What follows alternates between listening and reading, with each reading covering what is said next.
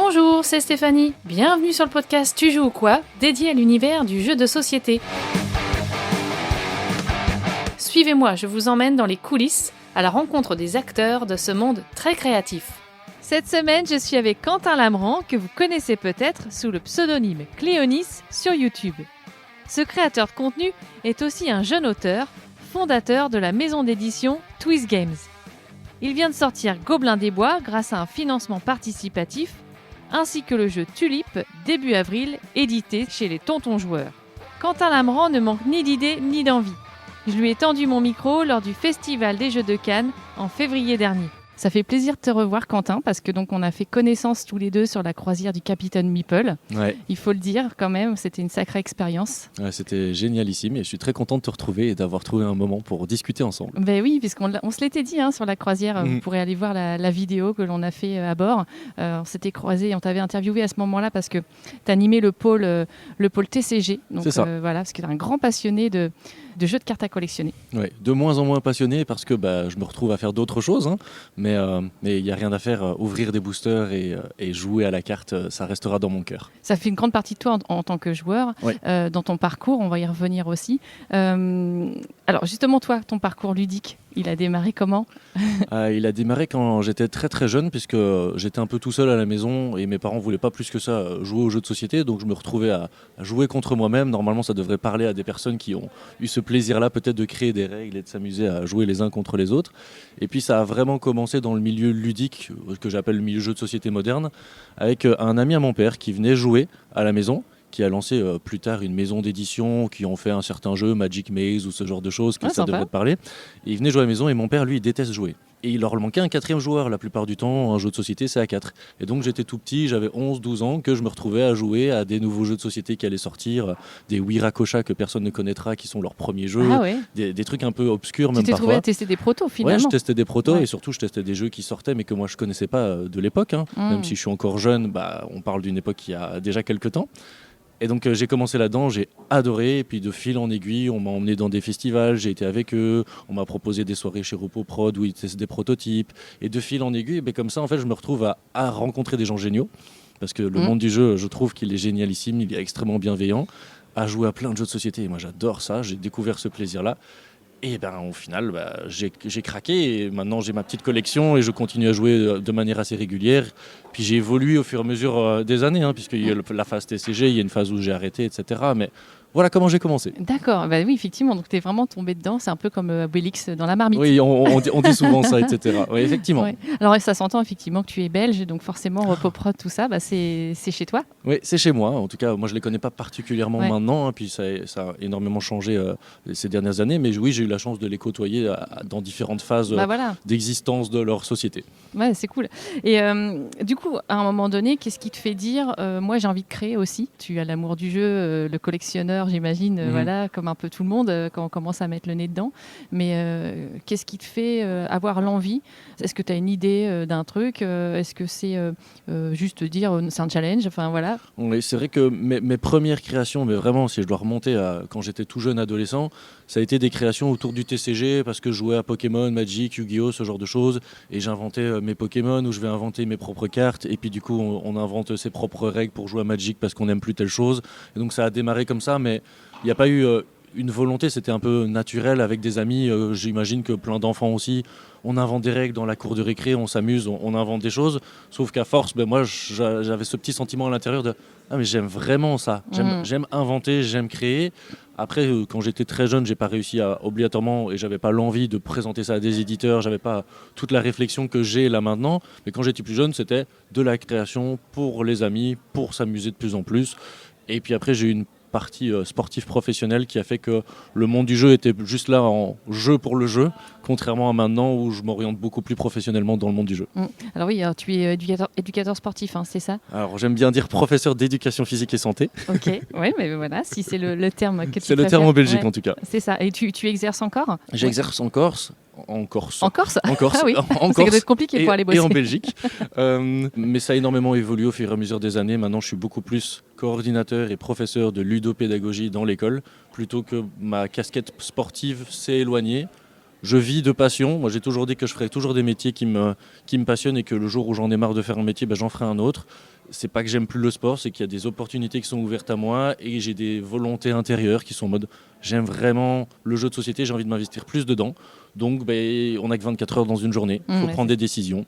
Et ça se fait tout à fait naturellement. Ouais. Mais tu es quelqu'un de curieux de toute façon, donc qui aime s'impliquer aussi, je pense, dans les choses. Et j'ai été surprise en préparant cette interview que tu avais écrit un livre, par exemple, sur le frisbee et les vertus pédagogiques. Ouais. Je me suis dit, mais waouh, ça vient d'où ça?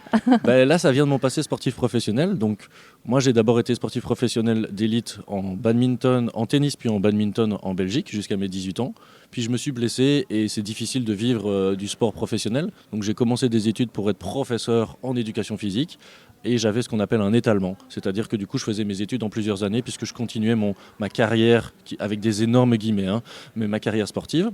Comme je me suis blessé, j'ai dû me réorienter un peu en mode sportivement parlant, qu'est-ce que je vais faire ? J'ai redécouvert le plaisir d'un frisbee. J'avais joué quand j'étais très jeune, peut-être à la plage, etc. Mais j'avais un plaisir de lancer ce frisbee-là. Et c'est un de mes profs qui me dit « Mais t'es vraiment bon dans ton lancer de frisbee, etc. Il faudrait que tu vois s'il n'y a pas un club ou l'autre. » Et encore une fois, mais c'est bizarre toujours ces histoires-là où je dis toujours c'est arrivé de discussion, d'opportunités que est-ce que ça ne dit pas d'intégrer l'équipe ? On fait une équipe d'Ultimate, on voyage dans des championnats européens universitaires, on fait des excellents résultats. Je suis repéré par l'équipe nationale qui me dit est-ce que tu veux pas venir dans l'équipe nationale ? Je vais dans l'équipe nationale. Et en fait, ça a toujours été des trucs comme ça en mode let's go, c'est chouette, c'est rigolo ce qui se passe. Moi, je savais même pas qu'il y avait des compétitions de frisbee et Après, il y a vraiment deux sports. Ouais. Il y a le disque golf aussi. Il y a le disque golf. Moi, j'ai d'abord commencé avec l'Ultimate, qui est le sport d'équipe. Il faut imaginer du rugby avec un frisbee. C'est la meilleure manière pour moi d'expliquer ça pour toute personne. Comme ça, tu comprends que c'est très sportif, très physique. On a le droit de se plaquer. On ne se plaque pas, mais par contre, tant que le frisbee est en l'air, on peut courir et on peut sauter pour l'attraper. Donc, parfois, il y a des contacts qui sont assez physiques. Et moi, justement, je me suis reblessé parce que j'étais sensible aux blessures. Et durant ma convalescence, j'ai découvert le disque golf, puisque j'étais en chaise roulante et donc je lançais des frisbees. Alors, disque golf, du coup, là, on cible. Et là, c'est individuel. Il faut imaginer du golf avec un frisbee. Et là, moi, je suis tombé encore plus amoureux du disque golf que du frisbee.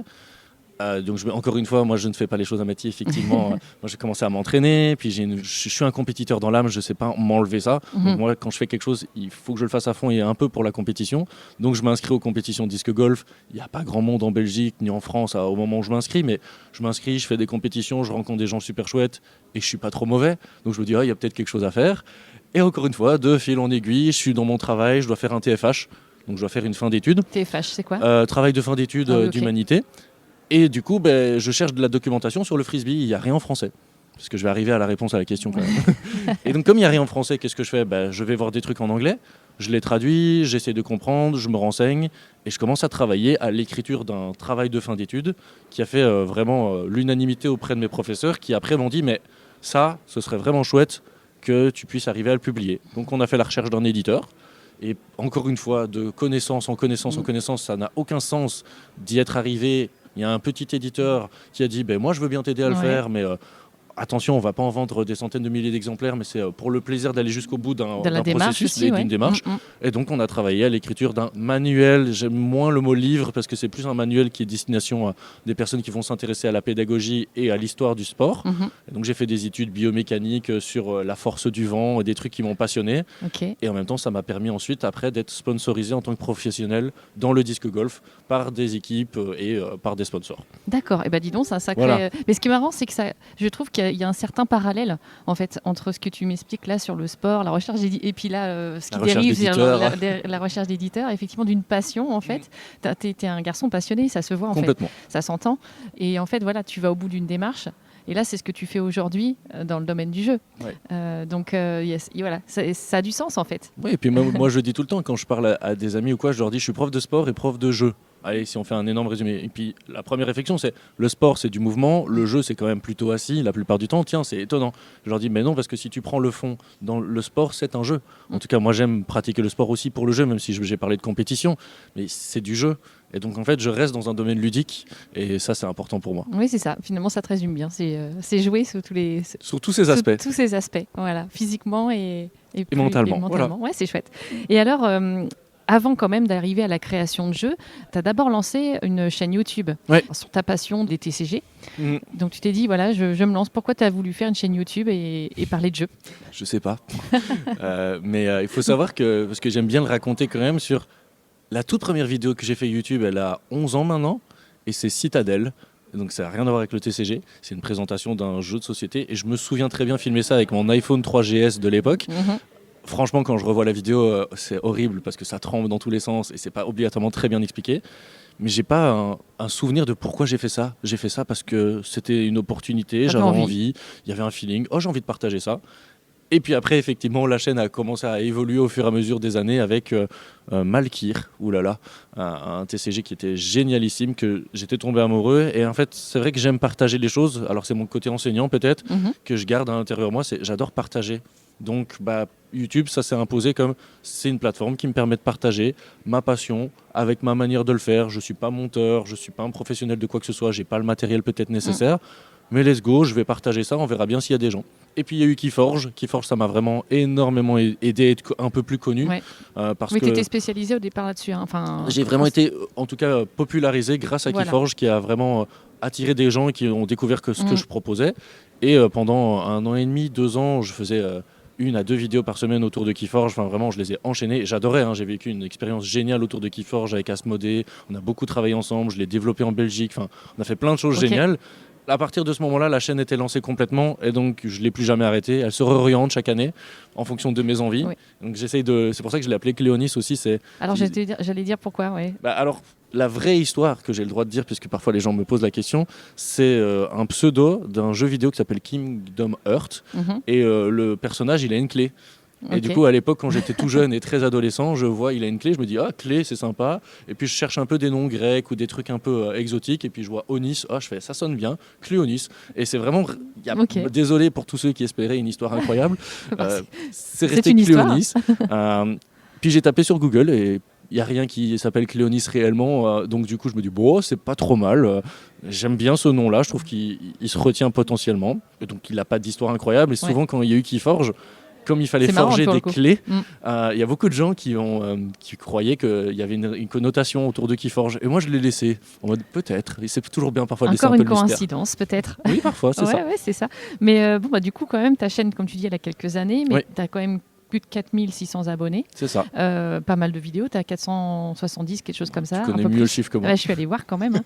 Et effectivement, ça tournait beaucoup autour du TCG. Et tu expliques aussi le processus de création. Ça, c'est chouette.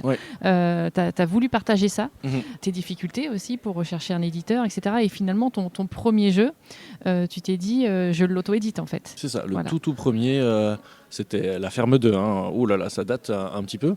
Et oui, après c'est parce que c'était mon père qui est illustrateur, qui a fait les illustrations. J'ai discuté un petit peu avec lui. C'était une période de Covid, un peu mode des print and play. Je me suis dit, il y a quelque chose à faire. Encore une fois, toujours la volonté de partager les choses, comment le partager au plus grand nombre. Donc on a fait un système où les gens pouvaient le télécharger, ils pouvaient nous envoyer des dons s'ils avaient envie pour soutenir le jeu, mais c'était totalement gratuit. Et encore une fois, une aventure complètement folle et un peu rigolote en mode, il y a plein de gens qui commencent à m'envoyer des messages et qui disent « Oh, c'est vachement cool, j'ai joué avec mes enfants, j'ai pris du plaisir ». Et ça, c'est motivant. C'est motivant dans le moment de « Ah, en fait, ce que je fais, c'est pas que dans mon cercle à moi, c'est aussi dans un cercle qui peut toucher des personnes que je connais pas du tout, qui ne me connaissent pas particulièrement et qui sont intéressées par le jeu et pas juste par ma personnalité et par le fait que « Ah, on t'aime bien, donc on aime bien ton jeu ». Donc ça, c'était génial pour moi de dire « Ce que je fais n'est peut-être pas si mauvais ». Et donc, on va peut-être aller voir d'autres éditeurs. Puis j'ai trouvé un éditeur pour un de mes jeux qui était Timeland. D'accord, oui. Donc ça, c'était les premiers jeux. Les premiers jeux. Ok. Et alors, c'était quoi juste le principe de ce premier jeu Print and Play ? La ferme 2, tu dois planter des graines dans ta ferme. Pour ça, tu lances des dés. Tu lances 4 dés. Chaque dé correspond à des petites graines à planter pour faire des carottes, pour faire des poireaux. Tu les mettais dans ta petite ferme. Et quand ta petite ferme était complétée, tu faisais des missions. Tu allais les vendre au marché. Vraiment accessible. C'était de base plutôt pour les enfants familial moins, on va dire, mais donc dans cette zone-là, parce que c'était vraiment, je lance des dés, je coche et je fais des petits dessins, je marque des points. Bon, maintenant, quand j'y rejoue, je me dis, il y a quelques petites choses que je voudrais modifier, mais il fonctionne. Et il est toujours en téléchargement, je crois. C'est encore possible de le trouver. D'accord, on ira voir ça. Oui. Et donc, ton premier jeu édité c'est Timeland.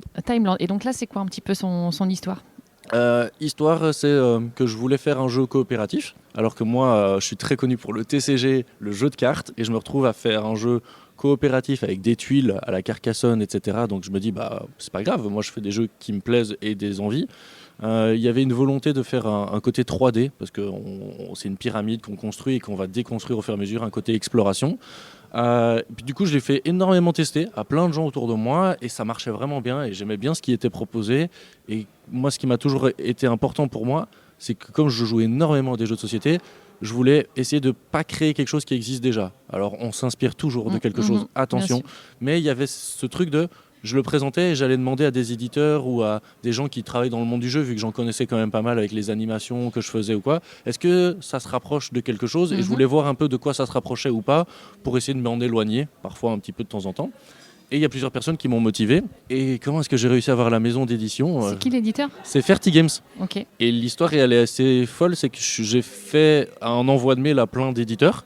Et à une période où, maintenant ce que je vais vous dire va vous paraître normal pour des éditeurs, mais à une période où tout le monde n'est pas encore habitué à faire des vidéos YouTube, tout le monde n'est pas habitué à faire des print and play, des tabletop simulator. Et donc moi j'envoie un mail avec tout ça. C'est-à-dire que l'éditeur, il a les règles, un fichier d'une page lui expliquant les règles, une vidéo, la possibilité d'y jouer en ligne, le print and play. D'accord. Et donc moi j'envoie ça. La totale. C'est ce que j'appelle la totale. J'envoie ça à plusieurs éditeurs, j'ai des réponses positives, négatives, on va pas plus loin, etc. Et je rends à César ce qui est à César parce que c'est Mathieu Despnous, tu vois, c'est comme quoi, qui publie sur sa page Facebook, et je m'en souviendrai toute ma vie de ça parce que je vois le commentaire et moi je sais qui est Mathieu Despnous. Mais Cocktail Games. Cocktail Games. Il publie sur sa page Facebook une des meilleures vidéos que j'ai vues. Le jeu sera pas pour nous, mais n'hésitez pas à aller voir. Ça c'est génial. Et moi je bug sur waouh, c'est super sympa, c'est très gentil de faire un post comme ça de sa part. Moi je connais pas cette personne. Et une semaine plus tard, il y a Cédric de Ferti Games qui me téléphone et qui dit j'ai vu la vidéo sur la page de Mathieu, la vidéo m'a intéressé, est-ce qu'on peut discuter ensemble? Et donc de fil en aiguille, on a travaillé ensemble et on a signé le jeu. Et donc comme quoi parfois, on va sans doute y revenir, mais ça tient à rien. Oui, c'est ça. Et puis c'est la magie aussi des connexions. Oui. C'est la magie des connexions. En fait, c'est ça qui est... Et ce qui est marrant, c'est que moi, plus tard, j'ai été remercier Mathieu Despnous en physique quand je l'ai rencontré. Et il ne me connaissait pas particulièrement. Et il était en mode il n'y a aucun problème. Merci à toi d'avoir fait cette vidéo-là. Et il ne s'en souvenait pas obligatoirement spécifiquement. C'est tout à fait normal. Il a 1 milliard de choses à faire. Mais moi, j'étais vraiment en mode un énorme merci. Et lui, il était en mode c'est normal, il n'y a pas de souci. Ouais, c'est drôle. Et alors après, il y a peut-être eu d'autres étapes. Mais comment est né Gobelins des Bois et pourquoi tu as lancé aussi ta propre maison d'édition Twist Game. C'est ça. Voilà, donc parce que ça a été aussi le coup de boost un petit peu aussi. Je pense que là, tu as voulu mettre un coup d'accélérateur en disant je veux passer à l'étape supérieure. On passe à des étapes supérieures, ou en tout cas on tente des aventures. Moi, j'adore tenter des aventures. Et donc là, l'idée, ça a été que d'abord j'avais des discussions avec des éditeurs avec qui ça se passait très très bien sur un jeu qui ne s'appelait pas Gobelins des Bois, mais qui était très très proche. Les possibilités d'édition pour ce jeu-là étaient dans des perspectives 2029-2030, donc c'était très très loin. Et donc je me suis retrouvé dans une situation que j'avais encore jamais connue. C'est un éditeur qui dit oui, ça nous intéresse, mais pour dans 4, 5, voire 6 ans potentiellement. D'accord. Et je me sentais pas obligatoirement d'attendre autant pour un petit jeu de cartes, parce qu'au final c'est quand même un petit jeu de cartes où je trouvais pas qu'il y avait énormément de travail à faire dessus, où je voyais pas obligatoirement pourquoi ça allait prendre autant de temps, si ce n'est parce que leurs plannings sont déjà très chargés. Et encore une fois, de rencontres et de discussions en discussion avec des personnes. C'est plutôt des personnes qui m'ont motivé à le faire moi-même, parce que j'y avais jamais pensé. C'est 2-3 amis qui plantent une graine dans mon cerveau en disant mais pourquoi tu le fais pas toi-même? Et vraiment, c'est le genre de question que je m'étais jamais posée. Moi, j'étais en mode je suis auteur, j'ai pas envie d'être éditeur. Puis comme la graine elle est plantée, que parfois on l'arrose un petit peu parce qu'il y en a d'autres qui me le disent, mais tu sais, tu connais un tel, tu pourrais demander à telle personne de l'aide. Et donc je demande de l'aide, je pose des questions à gauche à droite et je me rends compte que c'est peut-être possible. Et quand la question elle est posée pour moi, il faut vérifier. Donc j'ai vérifié si c'était possible et c'est possible. T'aimes les challenges, donc oui, ça j'adore. Donc c'est parti. Exactement, c'est parti. Bon, c'est pas de tout repos. Hein. Alors justement, donc Gobelins des Bois, ça fait combien de temps finalement que tu travailles sur ce jeu et entre le moment où tu l'as peut-être imaginé et le moment où il est sorti, et là on va parler justement de la sortie publique aussi. Ça fait 3 ans, on va dire, quelque chose comme ça, en moyenne, au total. 1 an de travail autour du jeu, puis on va dire 6 mois de présentation à des éditeurs, de discussion et 1 an et demi avant qu'il soit sorti là maintenant officiellement en France. D'accord. En moyenne, je ne sais pas les chiffres parfaits. C'est bien aussi de montrer que c'est quand même... ça peut paraître court et à la fois long en fait. Oui, c'est ça. Au final, c'est ça. J'aurais peut-être dû accepter de signer pour 2030. Non, mais on est quand même qu'en 2025 oui, pour le coup, donc c'est bon. Alors peut-être tu peux nous faire le pitch quand même de Gobelins des Bois. Oui, mais Gobelins des Bois, c'est un jeu familial de cartes où vous allez utiliser un système de dominos. Donc on reprend le principe des dominos, vous allez superposer des cartes les unes sur les autres avec un système de couleurs, rouge va sur rouge. Mais quand vous faites cela, eh bien, vous allez appliquer un petit pouvoir, un petit effet qui va déclencher, je vole une carte chez mon adversaire, je regarde les cartes trésors d'un adversaire et ainsi de suite. But du jeu, avoir un maximum de trésors et de points sur ces cartes trésors en fin de partie. Et ce qu'on a voulu, c'est proposer un mode compétitif, coopératif et narratif. L'idée, c'était vraiment quitte à être éditeur, on a la chance de pouvoir faire un peu tout ce qu'on veut, entre guillemets, mais en tout cas, on a des libertés mécaniques et de game design qui sont beaucoup plus grandes, puisque c'est moi-même qui prenais les décisions. Et donc, j'étais en mode, pourquoi me limiter à un mode alors que j'ai la capacité d'en créer plusieurs, vu que j'adore faire ça. Ah ouais, c'est chouette. Tu vois comment ça ouvre des possibles, justement, aussi cette liberté-là, finalement. Et ça ouvre beaucoup de libertés et de contraintes financières aussi. Alors, justement, tu t'es dit, ok, j'ai dit, tu me lances, mais là, tu es passé quand même par le financement participatif pour pouvoir aboutir. Donc, tu as fait une campagne. Une campagne Ulule, oui. Comment ça s'est déroulé et puis c'est aussi encore des apprentissages. Mais l'idée, c'est que de base, dans ma tête, je me suis dit, je le fais d'office. Ça, c'était sûr et certain, quel que soit le résultat de la campagne Ulule. J'étais en mode, moi, je veux le faire. Et si je fais 10 exemplaires, je fais 10 exemplaires, mais je veux aller jusqu'au bout du processus. Moi, j'aime pas m'arrêter au milieu. Il y a toujours une frustration quand je m'arrête quelque part. Donc, je me suis dit, je vais au bout du processus. Donc, j'ai fait des calculs, j'ai fait des demandes de devis. À gauche, à droite, chez des fabricants locaux, des fabricants à l'export. Je fais tout mon travail de préparation. Et le Ulule, on l'a déterminé, c'est pour ça qu'on avait demandé 1 000 €, c'était la base, c'était le premier palier. 1 000 €, c'était on fait le jeu. Ça me paraît pas beaucoup, mais... Ça paraît pas beaucoup, mais attention que c'était on fait le jeu, mais ce sera dans une toute petite boîte. Il y aura peut-être que 20, 30, 40 ou 50 exemplaires. Ce sera seulement pour les gens qui l'ont acheté et on s'arrêtera là parce qu'on n'ira pas plus loin. Mais je voulais voir, est-ce que c'est possible ? J'ai fait des vidéos, j'ai essayé un petit peu de faire parler du jeu et avec ma chaîne YouTube, j'ai sans doute eu cette petite chance qu'il y a au moins 2-3 personnes qui s'y sont intéressées, qui ont peut-être parlé à gauche, à droite. Et au final, les 1 000 €, on les passe assez rapidement. Et l'objectif des autres paliers, c'était qu'à chaque fois qu'on va passer différents paliers dans ce Ulule, on va juste améliorer le jeu, mais tout le monde aura le même jeu au final. Il y avait pas de... C'était juste inviter les gens à partager ce jeu, puisque plus il y a des gens qui achètent le jeu, plus le jeu il devient meilleur. Et donc cette idée-là, je trouvais qu'elle était sympa, elle était un peu meilleure que dans beaucoup de Kickstarter où c'est un peu on en met trop et on sait pas quoi en faire. C'est un peu surenchère, oui. La surenchère, j'aimais pas obligatoirement. Et donc on a proposé ce petit système-là qui a plutôt bien fonctionné. On a terminé à 4 600 € de récolté, ce qui a débloqué un petit peu tout ce que je voulais débloquer dans la version que vous avez maintenant, avec une belle boîte aimantée pour le côté histoire, parce qu'on rentre dans une histoire, un jeton en acrylique, des cartes de bonne qualité, des modes de jeu qu'on a débloqués, même si je les avais déjà travaillés, c'est en mode, s'il y a des gens qui sont intéressés, ça m'intéresse aussi de retravailler dessus. Travailler un peu plus en profondeur. On va travailler en profondeur, et donc vraiment, il y avait ce truc de, c'est super chouette, bon, ça ne paye pas, et je le dis, j'en ai fait une vidéo, ça ne paye pas les frais de production complets, mais ça m'a permis, c'était de manière explicite de dire, ça m'a permis de me lancer. Ça m'a permis de dire, ok, oui, je vais mettre une partie de mon argent, mais il y a une partie qui est la communauté. Ok. Et alors, tu as eu combien de contributeurs ? 227, quelque chose comme ça, si j'ai le bon chiffre en tête. Tu as édité à combien d'exemplaires ? 1500. Le problème de l'édition, c'est que tu arrives vite dans... En gros, tu as des fabricants qui vont faire une centaine d'exemplaires pour des prix corrects. Dès que tu commences à être au-dessus des 100 exemplaires, ça devient pas du tout rentable. Vraiment, ça commence à être des sommes qui n'ont aucun sens. Oui. Et donc, il faut passer les 500 exemplaires pour commencer à pouvoir discuter avec d'autres types de distributeurs. Et moi, les 500 exemplaires, j'étais en mode... C'est bien beau, mais quand tu as fait tout un boulot sur un jeu depuis 2 ans et demi pour 500 exemplaires et que tu fais les petits calculs financiers de combien d'argent je vais récupérer si j'arrive à les vendre par rapport à combien ça me coûte, tu dois commencer à faire les calculs de prix de revient, de prix de vente. Alors désolé, on rentre dans des trucs techniques, mais c'est intéressant. Tu dois faire ce genre de calcul. Et puis, par questionnement, on ne sait jamais, je vais poser des questions à la Chine. Et je dis, tiens, vous demandez combien ? Et eux, leur minimum, c'est 1000, 1500 exemplaires. Et combien ça me coûterait, tiens ? Et quand tu fais les calculs, entre 500 exemplaires et 1500 exemplaires, ça me coûte la même somme pour plus de jeux. D'accord. Et donc, la décision, elle se fait aussi sur, au moins, je vais me motiver un peu plus à aller essayer de franchir une étape supplémentaire. C'était, on fait de l'auto-édition, petit éditeur. Je suis toujours un petit éditeur.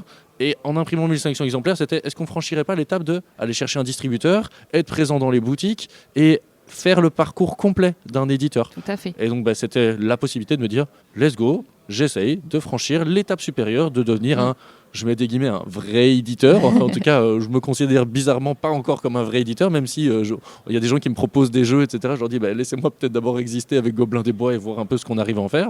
Mais c'était l'idée d'accomplir le projet jusqu'au bout. Ok, alors juste, je reviens. Pas de souci. Sur le fait que tu disais c'était finalement le même coût à 1500 ou à 500 exemplaires, suivant là où tu produisais, en comprenant les frais de transport. En comprenant les frais de transport. Ok, d'accord. Parce que ça, c'est quand même important de... Tout était calculé. Moi, j'ai toujours calculé mon prix de revient net quand l'objet est à la maison. Parce que moi, d'ailleurs, c'est toujours assez compliqué de calculer ça parce qu'il y a plusieurs choses à prendre en compte, les taxes, la douane, etc. Mais moi, c'était quand j'ai toutes mes boîtes à la maison, combien elles m'ont coûté. Et en fait, j'ai fait les calculs et pour 500 ou 1500 exemplaires, allez, on est peut-être à 100 € de différence, mais on était sur des sommes qui sont tellement proches que, en faisant 1500 exemplaires, je rentre dans une autre catégorie d'édition et donc je peux peut-être essayer de faire autre chose avec ce jeu. Alors justement, pour aller au bout, ça peut intéresser les auditeurs.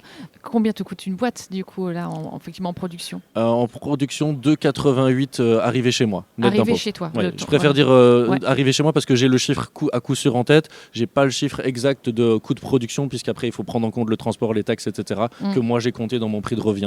Donc 2,88. Ok. Est-ce que là-dedans, tu as inclus le travail, parce que toi, forcément, tu as été auteur, mais tu as fait travailler un illustrateur? On a travaillé avec un graphiste. Un graphiste, d'accord. Et ça fait partie de ton coût de... Ça fait partie de mon coût de revient. Donc tout est intégré dans le coût de revient.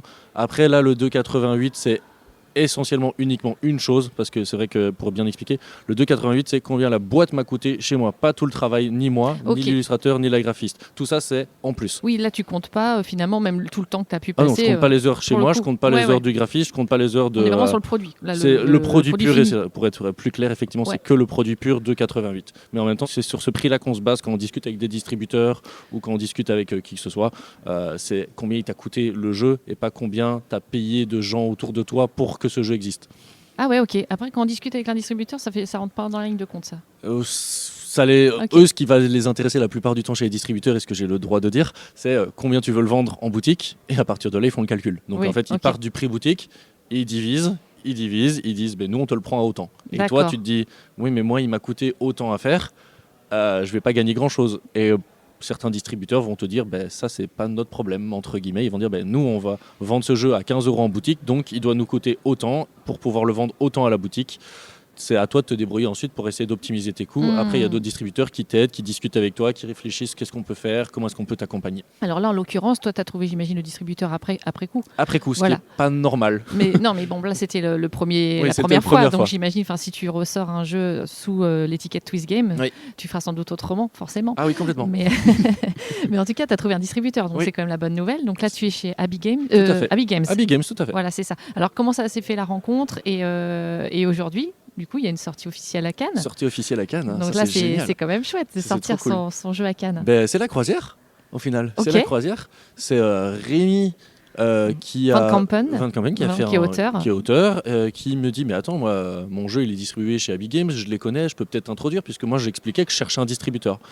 Pauline aussi, qui est animatrice et qui connaît des personnes chez Abby Games, qui me dit mais attends, moi je peux leur parler de ton jeu aussi. Et donc en fait il y a 2-3 personnes qui me disent Abby Games. Donc moi au final, encore une fois j'envoie un petit mail.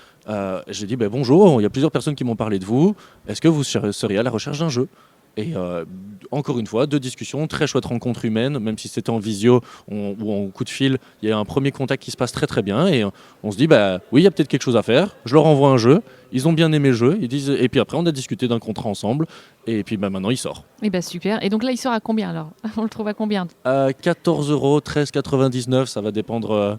Parfois 13,50 € si vous avez de la chance. Ok, donc là il va sortir, tu sais déjà, dans un réseau de boutiques, est-ce que tu sais ça justement au moment où vous négociez aussi, à peu près à combien de boutiques il va pouvoir être distribué? Ils m'ont donné les chiffres avec combien de boutiques ils travaillaient, mais je n'ai aucune idée là à l'heure actuelle, sachant qu'il est sorti le 17 février et qu'on enregistre le jeu, je ne sais pas combien février, mais donc c'est très très proche de la sortie. Oui, bien sûr. Je n'ai aucune idée de combien de boutiques en ont commandé pour l'instant, mais tous les mois en fait je vais avoir rapport, je sais pas comment on doit dire, mais je découvre aussi tous les mots. Mais je vais avoir une information en me disant, ben voilà, on en a vendu autant à autant de boutiques. De toute façon, là, c'est leur boulot, effectivement. Ça, maintenant. c'est leur boulot. Et leur boulot, il est aussi, j'ai vu, en termes de com, là, c'est plutôt cool, ça, par contre, effectivement. Parce surtout chez Abbey Games, moi, je suis très content du travail que je suis en train de faire avec eux.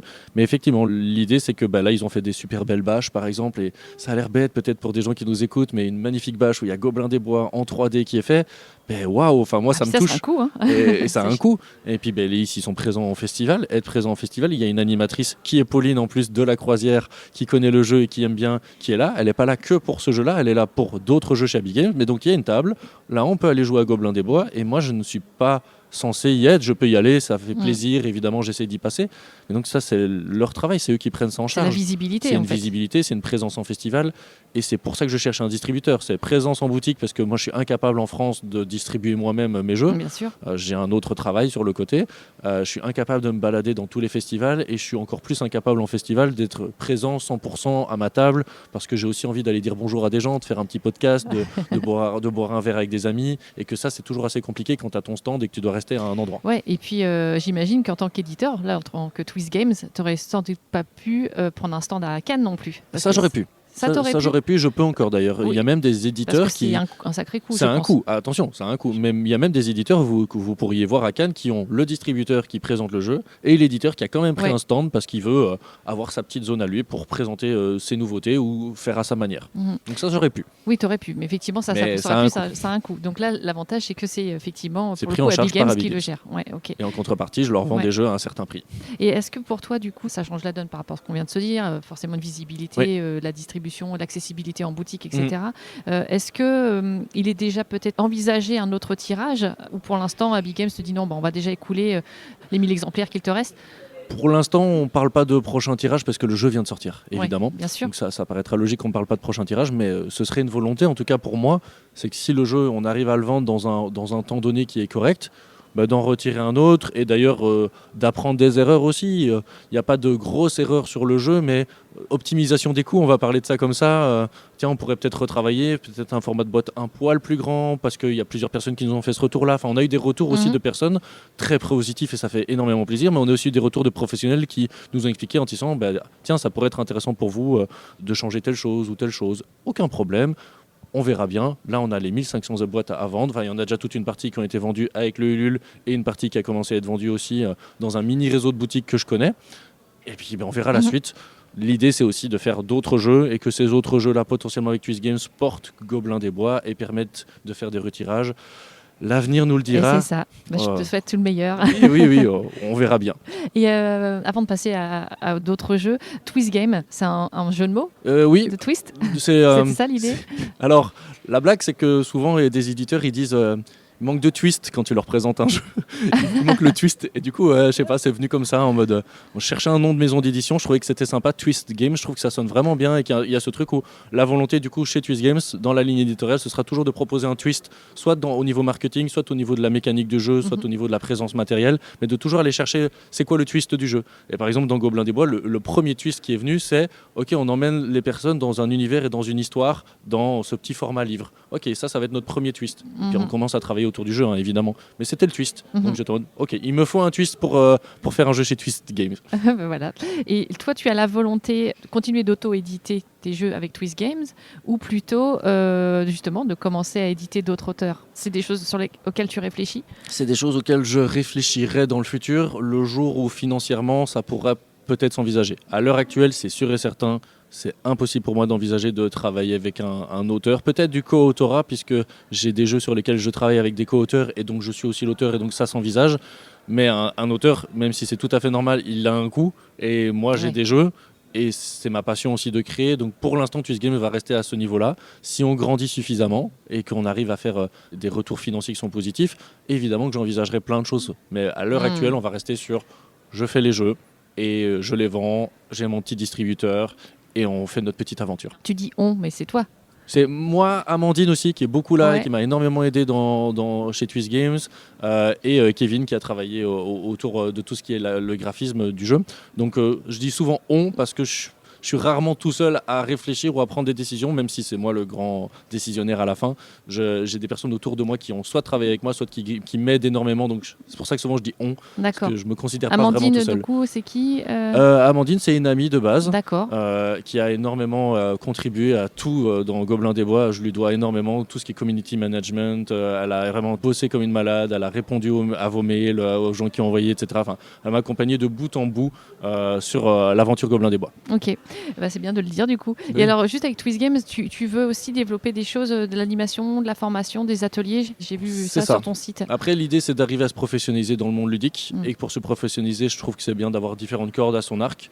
Et donc, l'idée, c'est plutôt de proposer, et je le fais déjà maintenant, c'est de la création de serious games, donc du jeu plutôt. On change du domaine, on part du domaine ludique là, enfin du domaine ludique divertissement, on rentre plutôt dans le domaine entreprise ou association pour aller chercher ça, et de la formation, puisque là encore une fois je reprends ma casquette, et toi, la boucle est bouclée presque, ouais. Mon ADN de professeur, j'adore partager, et donc il y a toute cette idée de vouloir aller amener à partager la passion du jeu de société par la formation. Voilà, puis ton optique, comme tu viens de le dire, c'est quand même la professionnalisation. Tu as envie de vraiment l'idée, c'est basculer à un moment donné. Un jour ou l'autre, j'arrive à me professionnaliser plus concrètement et d'une manière plutôt stable, si possible, dans le domaine du jeu. À l'heure actuelle, c'est pas envisageable.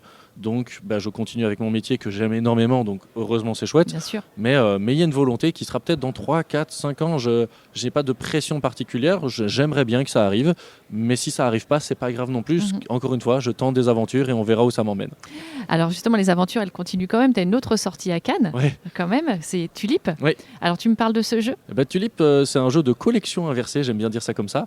Où tu vas jouer des cartes devant toi qui vont faire qu'elles vont perdre de la valeur au fur et à mesure du jeu, puisque évidemment le jeu de l'offre et de la demande, avec un petit système de crack boursier, le but d'avoir un maximum de points, et vraiment encore des histoires complètement folles de j'envoie un mail à des personnes que je connais pas plus que ça, qui me répondent, les tontons joueurs du coup, qui me disent on aime vraiment bien ton jeu, on a envie de le signer, ok, ils testent le jeu, ils adorent vraiment, ils se trompent dans quelques règles, et ça c'est toujours assez rigolo de voir qu'ils n'avaient pas tout bien compris à ce que j'avais fait. Ouais. Quand je leur explique le vrai jeu, ils sont en mode on aime encore mieux, donc ça c'est tant mieux, tant mieux quand ça se passe comme ça.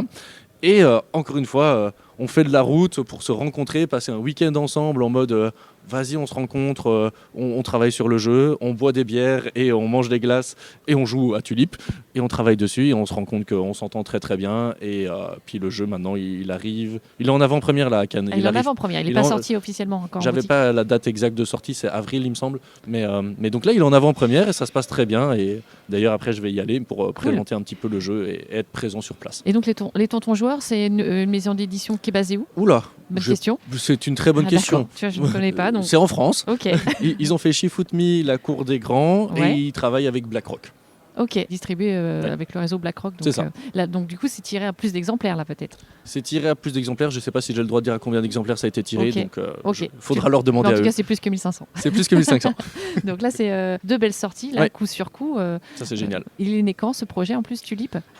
Il est né pendant le période Covid, mais ça s'appelait pas du tout Tulip, etc. D'accord. Je viens d'ailleurs de faire une vidéo sur ma chaîne YouTube. Allons voir, donc sur Cléonis. Sur Cléonis, qui s'appelle Le Carnet d'auteur, qui reparcourt toute l'histoire de Tulip, justement, de où est-ce qu'il a démarré et comment il a évolué et où est-ce qu'il est arrivé jusqu'à maintenant. Ça fait partie des choses que j'aime bien faire sur ma chaîne. Ouais, mais c'est chouette, du coup, c'est aussi intéressant. C'est parler un petit peu de l'histoire des jeux, voir comment ils ont évolué, voir les discussions et les contacts qu'il y a eu. Et alors, tu as d'autres jeux en test à Cannes, là, je crois. Qu'est-ce qui circule là ? J'ai Après vous, qui arrivera un jour ou l'autre chez Merle Édition, qui est un jeu où on se fait des politesses, où on est très gentils les uns envers les autres, un jeu de cartes très familial, très accessible, mais où on a voulu pousser le côté politesse. Okay. Et c'est le seul jeu qui est en présentation à l'heure actuelle en prototype. Le reste, c'est justement ce qui va se passer très bientôt, juste après notre interview. J'ai des rendez-vous avec des éditeurs, on croise les doigts, on les rencontre, on présente les jeux et on espère les convaincre de travailler ensemble. Voilà, donc tu es là aussi en tant qu'auteur, enfin surtout d'ailleurs là sur tes rendez-vous. Sur ces premières journées. Tu enchaînes des rendez-vous, tu as beaucoup de prototypes en cours ? Oui, j'en ai une dizaine, j'en ai que 6 que j'ai ramené réellement à Cannes prêts à être présentés, mais il s'avère que par exemple hier j'avais mon 7e jeu qui n'était pas prévu d'être présenté, puis de discussion avec un éditeur, j'entends qu'en fait peut-être il pourrait être intéressé par ce type de jeu là, et hop je l'ai sorti, donc en fait j'en ai 6 qui sont vraiment prêts comme j'appelle ça, et 4 qui sont un peu en stand-by, en sauvetage de au fait, j'ai ça qui pourrait vous intéresser. Alors, tu as beaucoup de rendez-vous éditeurs là sur les 3 jours justement ? Un peu moins que les années précédentes. Peut-être que c'est moi qui ai moins bien organisé ça, mais j'en dois être à une 30aine de rendez-vous au total, donc c'est pas négligeable et je ne suis pas à plaindre. Oui, quand même. Mais c'est quand même assez difficile d'obtenir des rendez-vous et Cannes est toujours assez un endroit génial pour rencontrer des éditeurs et en même temps très fatigant pour les éditeurs comme pour nous. Je n'arrive pas encore à me rendre compte de ce qui va m'attendre. Je me rendrai compte lundi quand je rentre chez moi. Alors, ce qui est chouette, c'est qu'effectivement, quand on arrive, c'est toujours dur de toute façon d'éditer son premier jeu ou ses premiers jeux. Là, tu vas arriver, j'imagine quand tu te présentes, forcément, c'est un petit peu plus facile. Ouais. Si tu dis que voilà, tu as déjà Gobelin des Bois, tu as déjà des choses aussi c'est pas du tout Tulip, ou ça rentre pas en ligne de compte. Je n'ai jamais eu de retour comme quoi ça rentrait en ligne de compte. Non, j'ai jamais eu de retour comme celui-là. À chaque fois, ça a été « Oh, c'est chouette ce que tu as fait, bravo !» Donc quand même des félicitations, etc. Mais j'ai pas un sentiment particulier que parce que j'ai fait tel jeu, tout d'un coup, je suis beaucoup plus crédible. Et je trouve que c'est quelque chose de positif. Beaucoup d'éditeurs nous l'ont déjà dit, me l'ont déjà dit, parce que j'en leur ai posé la question que quelle que soit la personne, qui que tu sois un grand auteur connu ou quelqu'un d'inconnu, on va quand même te donner une chance. Alors peut-être que plus tu es connu et tu as des énormes succès, j'imagine, c'est logique, c'est subjectif, que sans doute tu as encore plus de crédibilité, ce qui est tout à fait logique, mais une personne lambda que tu connais absolument pas, ils vont te donner une chance et ça c'est beau et important. Ouais, je trouve aussi. Ouais. Et alors juste, parmi toutes tes casquettes, est-ce qu'il y en a une que tu préfères ? Auteur. Ouais, ça reste auteur. Ça restera auteur toute ma vie. C'est la création. Je préfère créer. Ok, c'est vraiment c'est celle-là. C'est ce qui te passionne. C'est ce qui me passionne, mais après j'aime bien les autres casquettes aussi, mais auteur c'est... Et tu crées quoi tout le temps Comment ça devient les instants ? Là on discute, je suis en train de créer 4 jeux. Hein. Incroyable, mais tu es un homme qui sait faire plusieurs choses en même temps. Je sais pas.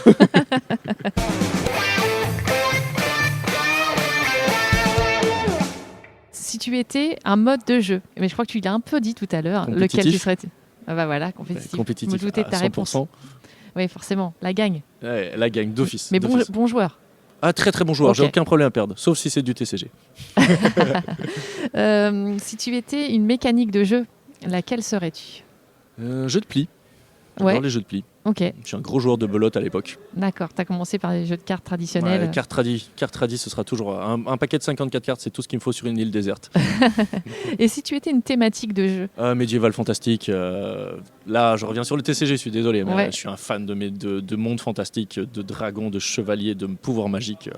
Ça a bercé aussi toute ton enfance. Et ça bossera toute ma vieillesse aussi, j'espère.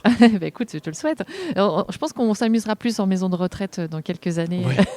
Ça va être cool. On pourra faire des maisons de retraite spécial joueurs. C'est ça. Spécial joueur. Bon, après, il ne faut pas qu'on perde la mémoire, ce sera un peu bête. Complètement. Et la dernière question, c'est dans le monde ludique, est-ce que tu aurais quelqu'un d'autre à me proposer pour une prochaine interview ? Je ne sais pas qui t'as déjà interviewé. Ça, donc laisse-moi quelques instants bien sûr, de réflexion. T'as déjà interviewé Vianney de Entre Joueurs ? Non. Je t'invite à l'interviewer. Une personne incroyablement gentille, extrêmement intéressante à écouter et il a plein de belles choses à raconter. Eh ben écoute, super. Je note. Merci à toi. Avec grand plaisir. Et je te propose qu'on termine le podcast comme on termine les vidéos sur YouTube. C'est alors au jeu de Quentin Lameran. Tu joues quoi ? Et le tu joues quoi, on va le dire ensemble. Ok. Alors, au jeu signé Quentin Lameran. Tu joues quoi ? Merci d'avoir écouté cette nouvelle interview jusqu'au bout. Si vous avez aimé cet épisode, je vous invite à laisser un commentaire sur Instagram ou la chaîne YouTube Tu joues quoi, sur laquelle David vous présente de nombreux jeux en vidéo. Dans le prochain épisode, je serai avec Maxime Rambourg, l'auteur entre autres de The Loop, Mind Up ou encore For a Crown. Je vous donne rendez-vous dans 2 semaines.